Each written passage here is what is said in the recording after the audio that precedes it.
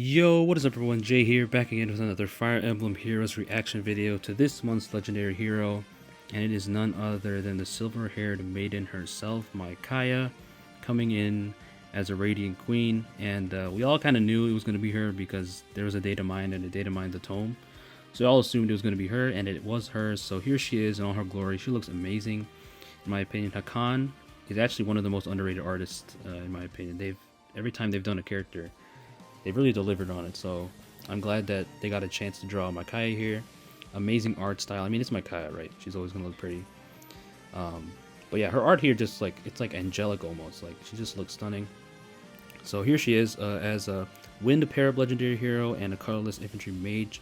So, you know, she already has every other color covered in FEH, so it was gonna be a repeat if there was gonna be a legendary. And this time she's not a colorless flyer, so that's good. So she's colorless infantry this time.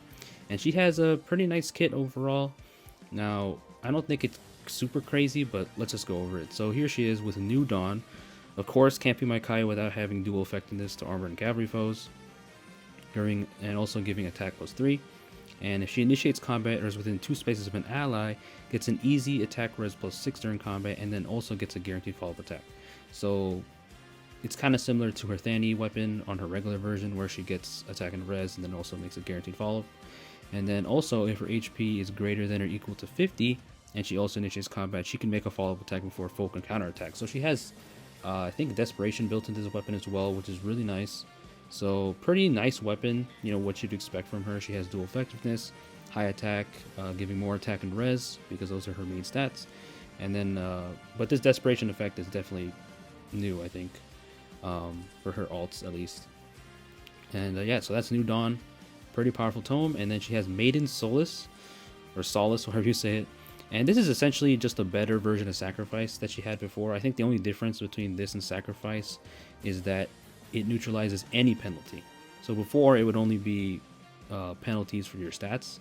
Now I think it can penalize just any kind of penalty. So it can or stop any kind of penalty. So it can stop like flash. If you're getting hit with a flash, you can stop guard effects. So that's pretty good. It's nothing like super crazy upgrade to Sacrifice, but just a better version of it, and it's just for her. So this is pretty nice.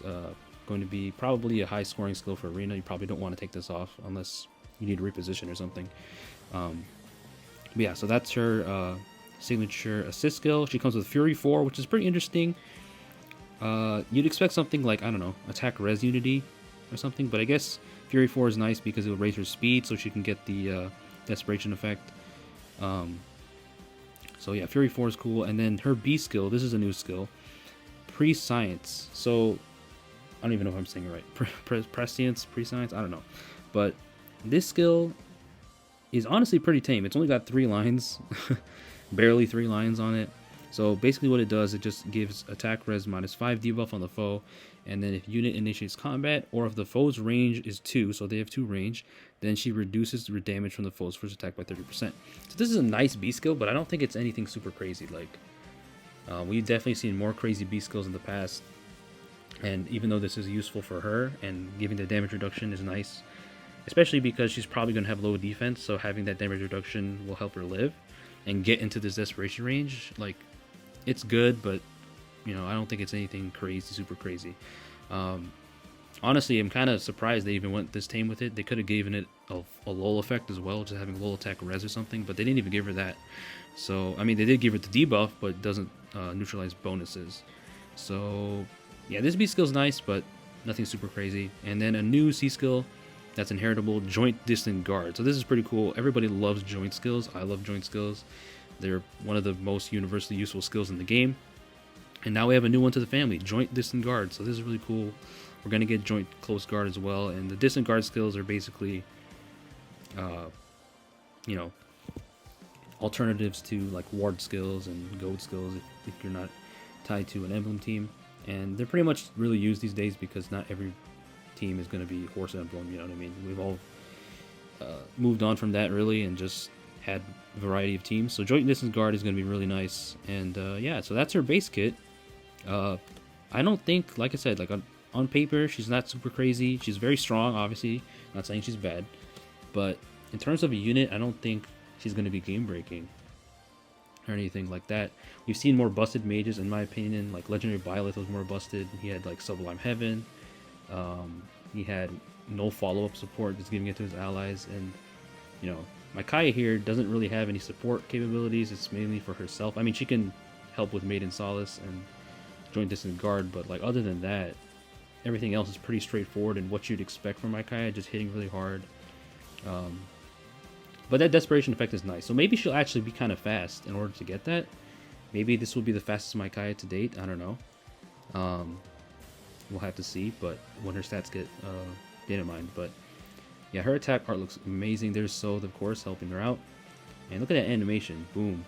So yeah, that is Legendary Micaiah. Like I said, I don't think she's game breaking, but she's very good and very strong at what she's, what she does. But she doesn't really bring anything super new to the table. Like even that B skill, that's a new PRF skill. It's a little disappointing, kind of, honestly. Maybe could have had more effects. Like I said, could have had little tech res. And that damage reduction maybe could have just been in the weapon, to be honest. Maybe that would have been better instead of the Desperation effect. I don't know. She definitely could have been packing more things, but, I'm not complaining. I'm kind of glad we're not getting, like, super crazy legendary heroes, all the time. Because it makes the game harder to compete in modes like Arena Assault, but, I'm just saying, I kind of expected more for Micaiah, but, she is solid for sure, and good at what she does. So, because of that, I don't think she's, like, a super must-have pull for unit unless you really like Micaiah. She's a popular character, of course, so people are going to pull for her, but, I'm not going to pull for her even though I really do like her a lot, and I have, nostalgic ties to her, but I'm actually saving for Pirate Vika before the banner ends, so that's my priority because she's way easier to plus 10 because she's the 4-star focus. So, I was kind of debating if I was going to pull on this banner because Ashira's on it, and Ashira pairs really well with Brave Marth in Astra Season for the No Panic, but I don't really need Ashira. Like, my Brave Marth will still work. I mean, obviously, he'd work better with her, but I'm not going to go out of my way on this legendary banner where there's color sharing, which I can get really bad luck, so I don't know. This banner's nice, but, you can easily skip this one. I mean, it's nice in terms of colorless. Like, the colorless is easily the best color here. But the rest of the units, I mean, like, Farina's really nice. She's pretty solid. Ingrid's a really good Lance Cav, so... And Naga, so blue is alright. Naga has gotten a little better because of the dragon effectiveness. But, like, red is kind of meh. I mean, you got both Fallen Morgans, actually. You have male Fallen Morgan who has Attack Res Menace, and he's a actually really strong unit himself. Sothis is not the greatest right now, but, she can still give you that lift loss reduction in Aether Raids. Legend Alina is one of the best Cavs in the game, so she's really good, but you're going to have to fight and probably tangle your way through Fallen Morgans and Sothises. So I'd say, I don't know if blue or red is better, or second best next to colorless, but, no, I'd say green is probably second best, because you have Legendary Edelgard, who's still pretty good. She can do the double Gale Force stuff. I guess Fallen Edelgard can also do that. But you got their Seer, who's still really good. The Flashing Blade 4 fodder. You have Fallen Female Morgan, who has Dive Bomb, which is a skill I really want for Vika, if I do plus 10 Vika. And, yeah, I don't know. I'd say colorless is best easily, of course. Then green, then red, and then blue, I think. I think I would say that. Those are the best colors in that order. So colorless first, green second, red third, and then blue last. So, like, even though the color list is stacked, but other than that, the rest of the units aren't super crazy. Unless you really like these characters. So, I don't know. In my opinion, I don't think this banner is the strongest, but it does have some neat stuff. And, keep in mind, there is the Dancer banner coming up. So, we're going to see who that is about. I hope it doesn't have anyone I really like, because I still have to save orbs for Vika or summon for her last minute. I'm still wondering if the trailer for the Dancer banner is going to be revealed right before the Pirate banner ends. I'm not sure. Gonna have to do some calendar calculations, but not sure about that. I might make a summoning video for that, to be honest, but we'll have to see. But yeah, those are my thoughts on the banner. I'm really happy Micaiah got her legendary ult finally. I just kind of wish she had more stuff, because she's a character I really like, but her art's amazing. And like I said, it is inspired by that Cypher art, and we can actually look at it because I did tweet about it. Follow me on Twitter, by the way. Yeah, jeez, I'm getting blown up with notifications right now because I think, yeah, I think Goosephone, if you guys know her, she retweeted my tweet. So whenever that happens, I'm gonna get a ton of notifications. But yeah, HACCAN did an amazing job. I think most people can agree. As you can see, this is what it's easily probably based off of her staff costume here in the Cypher Arts, and then her legendary version. So yeah, she is absolutely stunning. So yeah, that is pretty much my reaction to the banner, guys, and let me know what you guys think about the Legendary Micaiah and this banner. Yeah, thanks guys for watching. Continue saving orbs, and peace out.